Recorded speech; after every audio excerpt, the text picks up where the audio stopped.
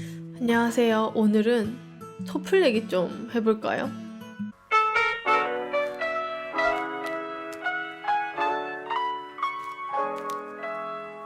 오늘 이 영상은 토플러를 위한 테크트리 총정리 리딩편이에요. 제가 유튜브에서는 영어 회화 이야기만 많이 하는데 원래 제 블로그나 유튜브가 바른 토플인 건 알고 계시죠? 원래 토플 블로그로 키우다가 바른 독학 영어라는 이름까지 붙여서 운영하고 있는데 생각보다 요즘에 토플 얘기를 너무 안 한 것 같아서 이번에 토플러를 위한 테크트리를 만들어 봤습니다. 이 테크트리 시리즈에서는 어떤 책으로 공부를 해야 하는지부터 시작해서 목표점까지 가려면 어떻게 해야 하는지, 또 각 파트별로 공부는 어떻게 하는 게 좋은지 제가 모두 얘기를 해보려고 해요. 오늘은 리딩 편이니까 리딩에 대한 얘기에 집중해서 할 예정이고요. 영상 전체적으로 Q&A 섹션으로 구성해봤어요. 학생들이 자주 하는 질문에 대해서 나름대로 답하는 방식으로 만들어봤으니까 토플 리딩을 헤매고 계시는 분들이 이 영상을 보고 많은 도움을 받으셨으면 좋겠어요. 첫 번째 질문은 어떤 책으로 시작할까요? 이거예요. 토플 준비하시는 분들이 가장 많이 또 먼저 하는 고민이 어떤 책 살까? 이거죠. 책을 고를 때는 목표 점수가 아니라 현재 점수를 잘 생각해 봐야 됩니다. 목표 점수가 아니라 현재 점수를 생각하셔야 돼요. 지금 모의고사든 실제 시험이든 점수도 없이 공부를 하고 계신 분들도 있는데 점수가 있어야 돼요. 모의고사는 이제 여기서 볼 수 있으니까 꼭 현재 점수를 정확히 파악하고 전략을 세우셔야 됩니다. 이제 각 점수대별 추천 도서를 살펴볼게요. 제가 수업을 할 때는 모두 해커스 시리즈를 쓰고 있어요. 해커스 시리즈는 문제나 지문의 질이 좋아서 사용하고 있는데 이제 초보자가 독학하기에 좋은 책은 아니에요. 수업 때는 이제 제가 옆에서 알려줄 수 있기 때문에 상관없는데 이제 만약 혼자서 공부를 하고 있고 아직 실력이 낮다면 해커스보다는 0단기나 토마토 토플 시리즈를 추천드릴게요. 독학하기에는 해커스 교재는 조금 불친절하다고 느끼실 수 있어요. 이제 오늘은 리딩 편이니까 리딩 점수 기준으로만 말씀을 드릴게요. 해커스 교재만 본다면 만약에 현재 리딩 점수가 10점 미만이신 분들은 해커스 베이직으로 시작하세요. 만약에 10점과 20점 사이라면 인터미디엇으로 시작하시면 되고요. 20점 이상이라면 정규 교재로 바로 시작하셔도 괜찮아요. 이건 이제 리딩뿐 아니라 다른 파트에도 다 적용되는 거예요. 리스닝도 10점 미만이면 해커스 리스닝 베이직으로 시작하셔야 됩니다. 0단기 기준으로 보면요. 현재 리딩 점수가 15점 기준으로 좀 전후인 분들은 0단기 토플 스타트 시리즈를 추천드릴게요. 그리고 이제 리딩 점수가 20점 전후다. 이러면 0단기 정규책으로 시작하시면 되거든요. 정규책은 0단기든 해커스든 토마토든 한 20점 정도 안정적으로 받으시는 분들에게 적당해요. 토마토 토플 기준으로 말씀을 드리면 현재 리딩 점수가 15점 전후라면 토마토 베이직으로 시작하세요.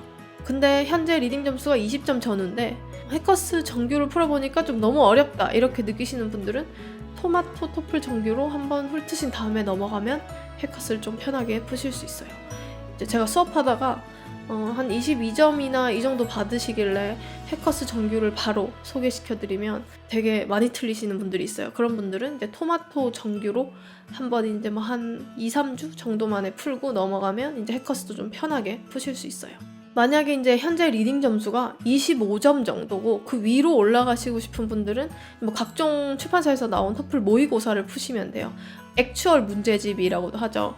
가장 추천하는 책은 ETS에서 나온 ETS Official Guide라는 책이랑 ETS Official Test 그리고 해커스 액추얼 이렇게 세 종류를 추천드릴게요.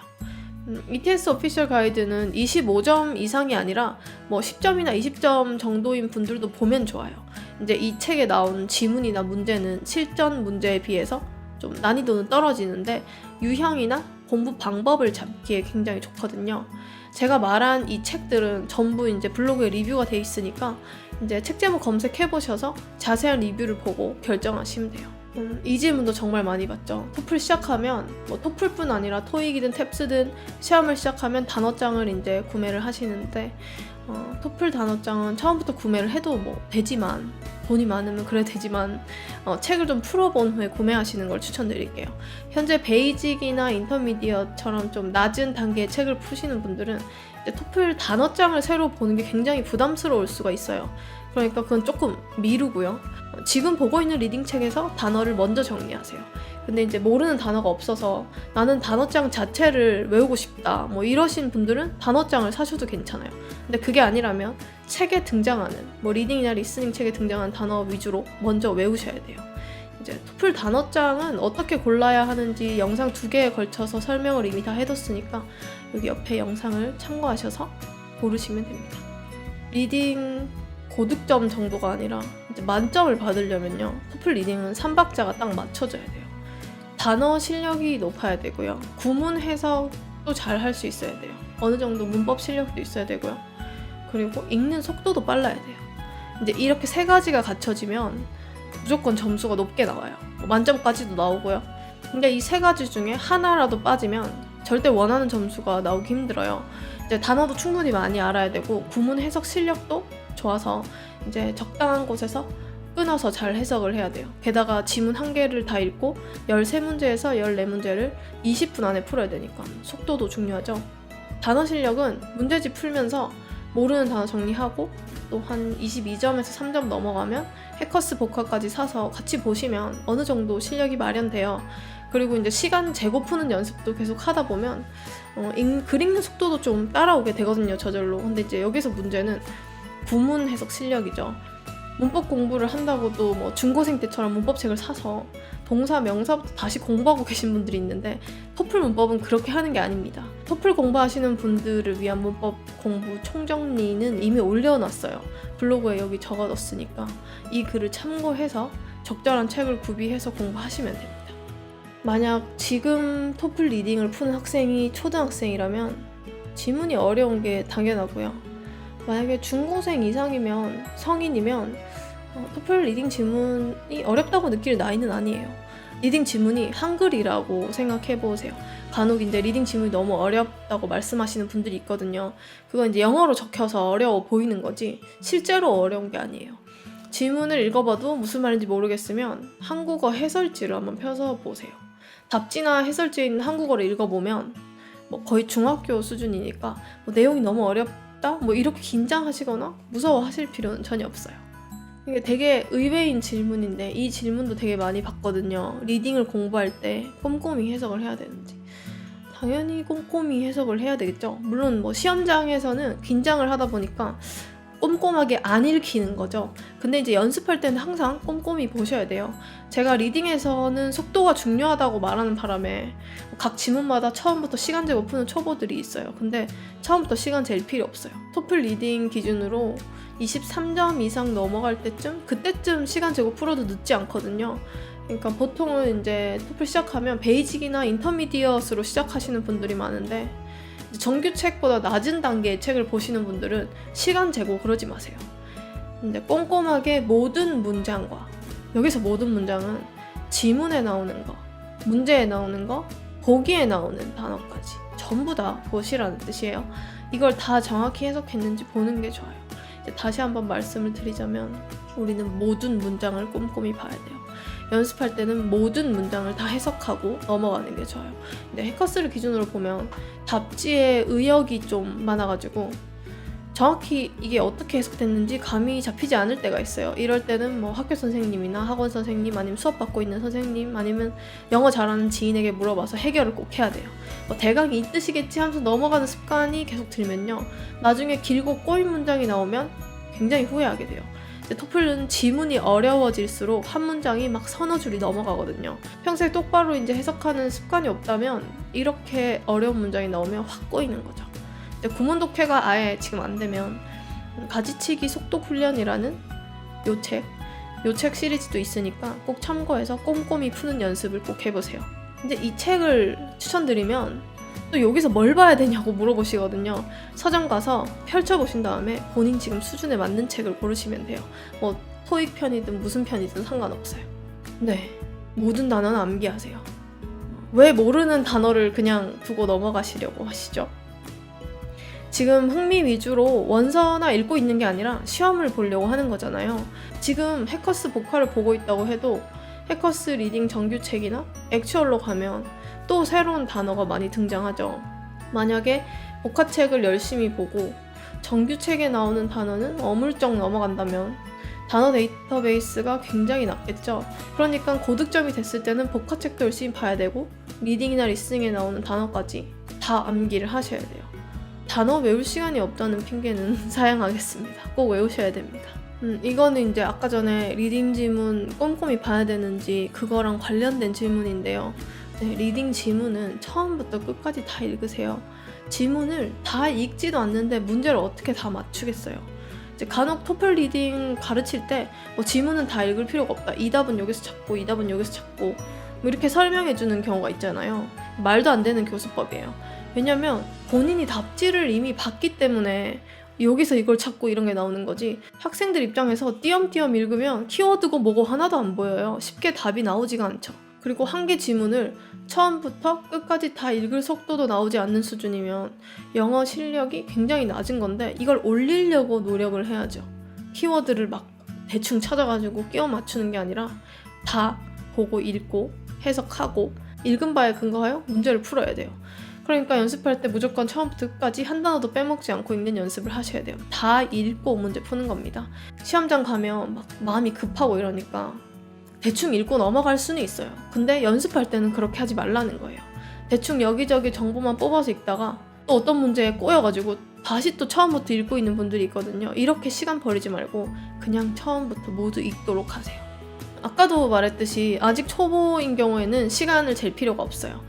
천천히 여유롭게 풀었을 때 리딩 문제 13개 중에 10개 이상을 맞히지 못한다면 시간을 재고 푸는 게 별로 의미가 없어요. 시간을 안 재고 풀었는데도 많이 틀린다는 건 아예 못한다는 거잖아요.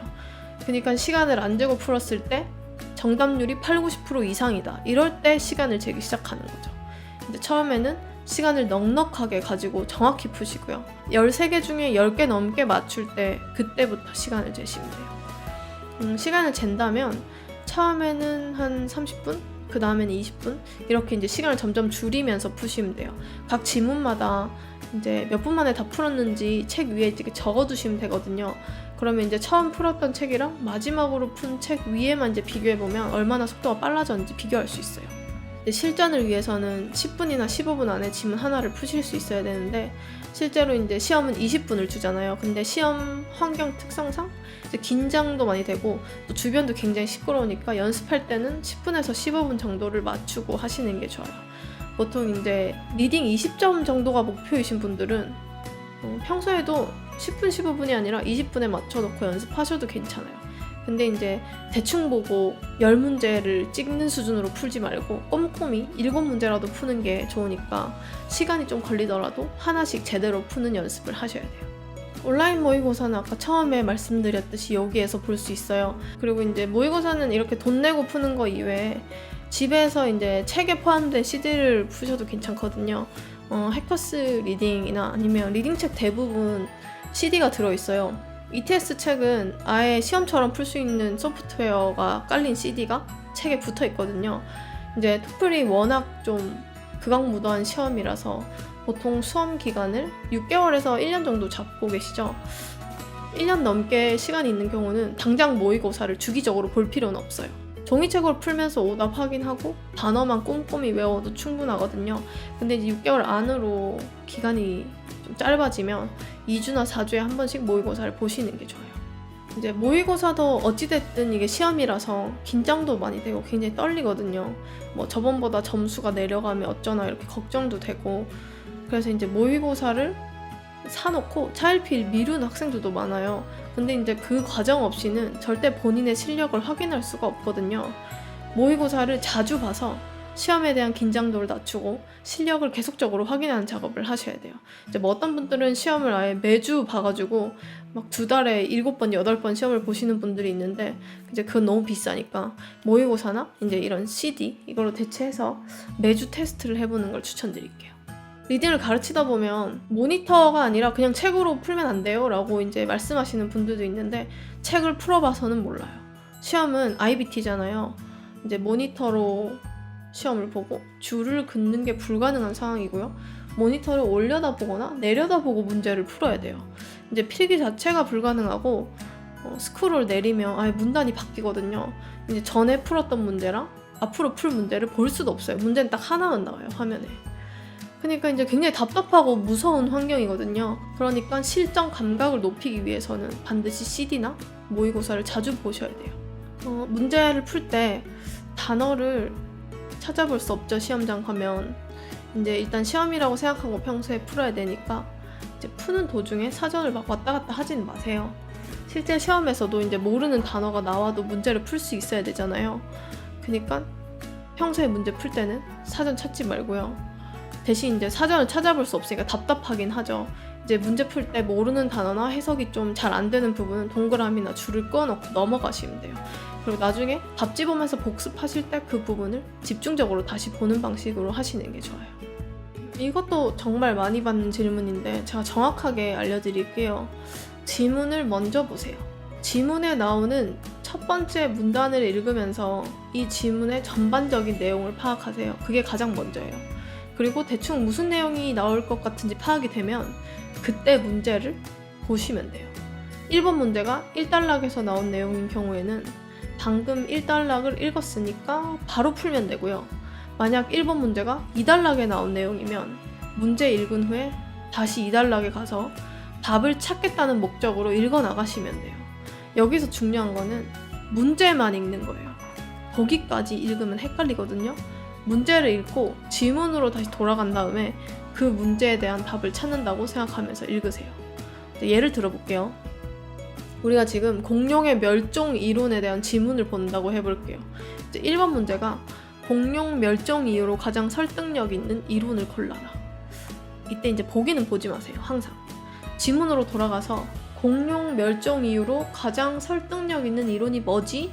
라고 생각하면서 지문을 읽으세요. 지문을 읽다가 이런 대목이 있을 거예요. 가장 설득력 있는 이론은 빙하기다. 그럼 답 찾은 거죠. 그럼 이제 문제로 돌아가서 빙하기와 관련된 답을 체크하시면 돼요. 지문을 처음부터 끝까지 읽되 문제를 왔다 갔다 하면서 푸는 거죠. 추론 문제를 자꾸 틀리는 건 영어의 문제가 아닐 수도 있어요. 평소에 독서의 부족으로 언어 능력이 부족한 분들이 있거든요. 이제 모국어를 할 수 있는 만큼 외국어도 할 수 있다라는 말이 있는 거 아시죠? 이제 답지를 봐도 이해가 안 되거나 아니면 설명을 아무리 봐도 답을 모르겠다면 어쩌면 영어 해석이 안 되는 게 아니라 언어 능력의 부족이라고 볼 수 있어요. 일단 이제 스스로 언어 능력이 부족하다고 느낀다면 문제를 많이 풀고 이걸로 이제 극복을 하려고 노력을 해보세요. 1차적으로. 이제 문제 자꾸 풀고 원서를 병행하면서 꾸준히 읽어나가면 대부분 극복이 가능해요, 이게. 근데 정말 100명 중에 1명 정도는 극복이 안 될 때가 있더라고요.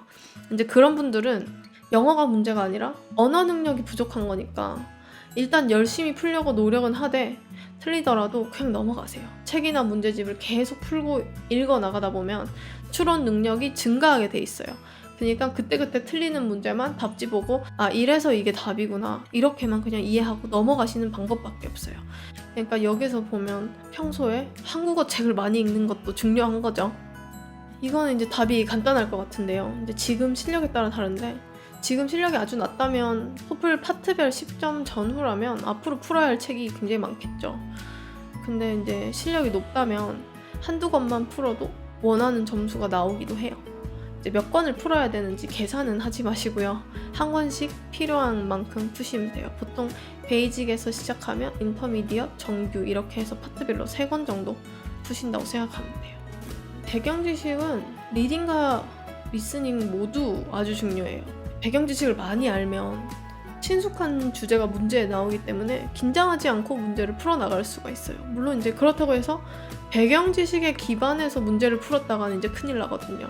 배경 지식은 지문을 딱 봤을 때 긴장감을 낮추는 용도로만 사용하셔야 돼요. 배경 지식에 관한 책 중에는 타고다에서 나온 배경 지식 120이나 링구아에서 나온 코어 토픽 가이드를 추천드릴게요. 여기 옆에 제가 띄워놓을게요. 여기 나오는 내용은 빡세게 암기할 필요는 없고요. 이제 한두 번 읽으면서 아 뭐 이런 내용이구나, 이런 건 영어로 이렇게 표현하는구나 이렇게 생각하시면서 넘어가시면 돼요. 이 질문은 사실 대답도 하기 싫거든요. 안 되죠, 당연히. 사전을 안 찾는 건 말도 안 돼요. 모르는 단어는 무조건 사전을 찾아서 모조리 암기하셔야 돼요. 그게 이제 바로 시험 공부를 하느라고 고생하는 나를 위한 최소한의 예의가 아닐까요?